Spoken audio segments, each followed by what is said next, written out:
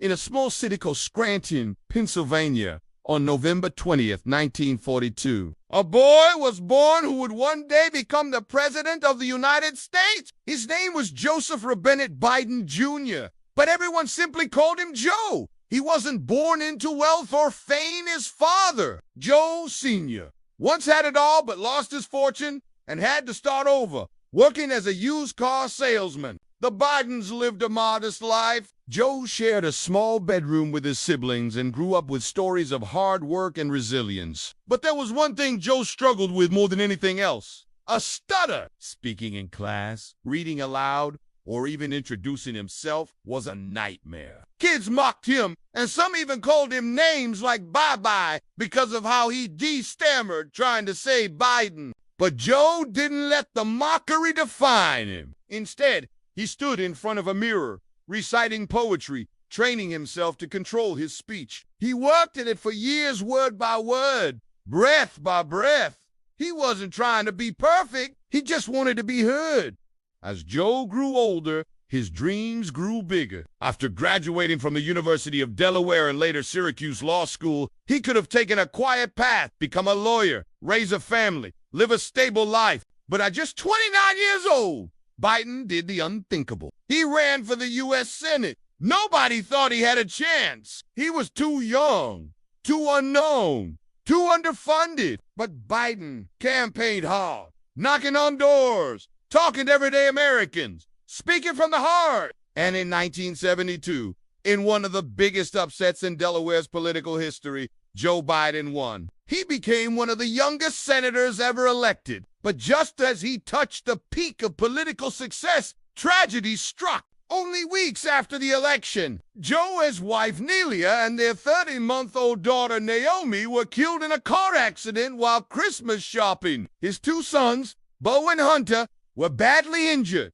Joe was shattered. He thought about quitting the Senate before even being sworn in. What was the point of power if his world was gone? But in the hospital, beside his injured sons, Joe made a decision.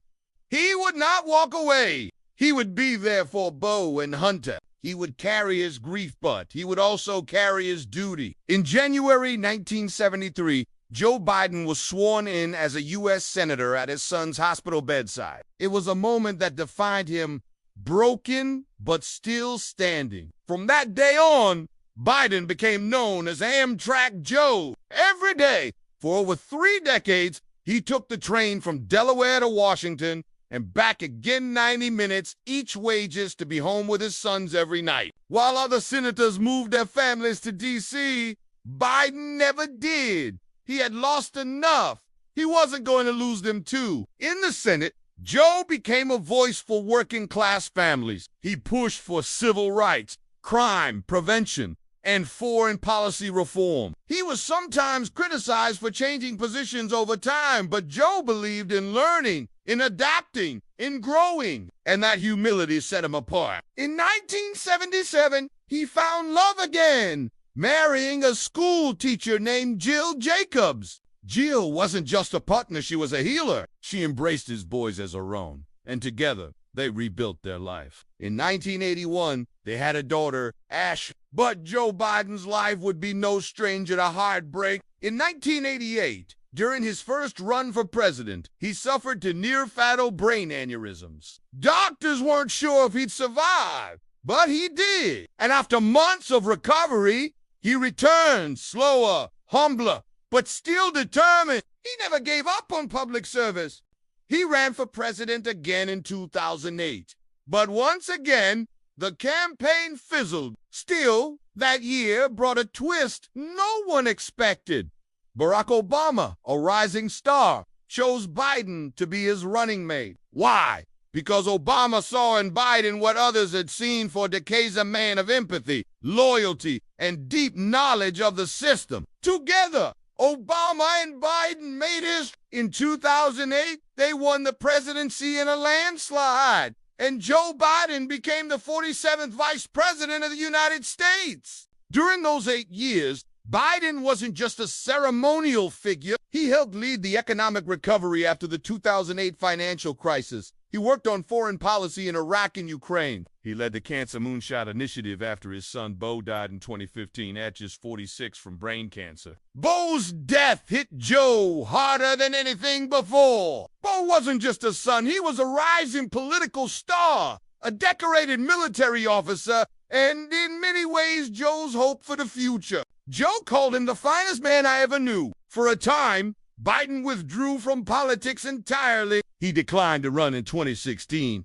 It seemed like his public life was over. But history had another plan. In 2020, as America faced the pandemic, racial unrest, and political chaos, Joe Biden decided to step back into the ring. At 77, he launched one final campaign out for power, but two, in his words, restore the soul of America. Critics called him too old, too out of touch. But Biden's message was simple: decency, unity, experience. His campaign wasn't flashy, but it resonated. Millions of Americans saw in Joe someone who had faced pain and still believed in hope. In November 2020, Joe Biden won the presidency with over 81 million votes, the most in American history. On January 20th, 2021, he was sworn in as the 46th President of the United States.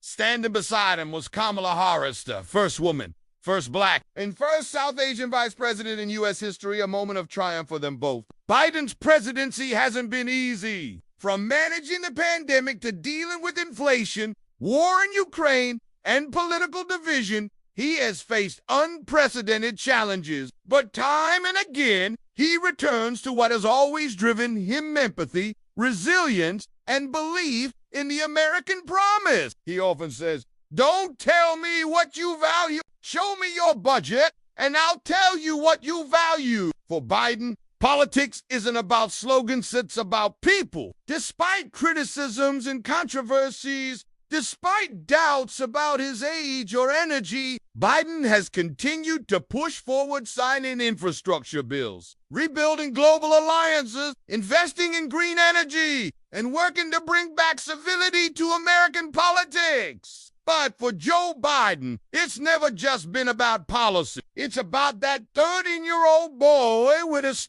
It's about that young father burying his wife and daughter. It's about that senator riding the train every night. It's about that grieving father holding his son's hand one last time. Joe Biden's story isn't perfect. It's full of scars, mistakes, grief, and second chances. But it's also a story of survival, of enduring loss without losing faith.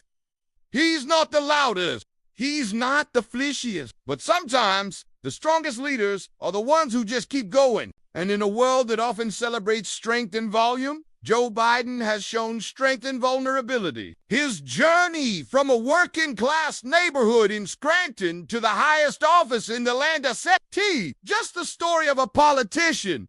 It's the story of an ordinary man facing extraordinary pain, who never gave up. And maybe that's why Joe Biden's story still matters. Because in every loss he endured, in every setback he faced, he found a way to move forward, not for himself, but for others. If you've been moved by Joe Biden's incredible journey, make sure to like this video, subscribe to our channel, and hit the bell icon for more inspiring real-life stories.